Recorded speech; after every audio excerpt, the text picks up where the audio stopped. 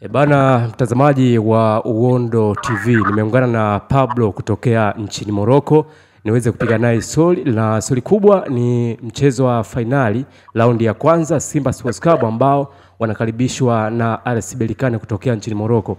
Bila shaka Pablo, kutokea hapo nchini Morocco uko vizuri? Sisi hapa Dodoma tuko fresh kabisa, hali ya hewa inaruhusu. Nisijue Morocco wanasemaje hapo. Pablo kutokea nchini Morocco moja kwa moja.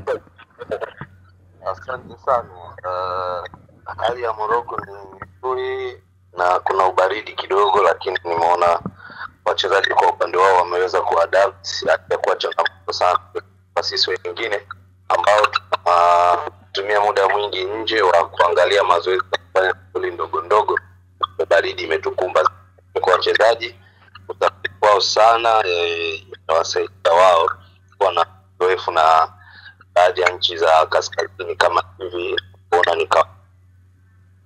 Sawa, pengine wachezaji wote ambao walisafiri kutokea Dar es Salaam, wachezaji wa Simba kwenda nchini Morocco, hakuna mchezaji yote mpaka sasa hivi ambaye ameshapata injury, namna ambavyo umezungumza nao kwenye fitness ya Simba Sports Club mpaka sasa hivi wako vizuri, au kipi kinaendelea katika hali ya wachezaji mpaka sasa hivi? Yeah, of course wachezaji wote waliosafiri ukiachilia mbali wengine wote wako fresh. Chefon Malone amejiunga rasmi na mazoezi ya moja kwa moja ambayo ameingia kwenye kikosi cha kuelekea katika Afrika. Mpaka kuhitimisha mazoezi ya jana hakuna mchezaji ambaye alikuwa na majeraha yoyote ama alishindwa na mtu yuko vizuri kabisa. Tutarajie tu kuona kwamba huenda mwalimu akawa na kikosi katika mchezo husika.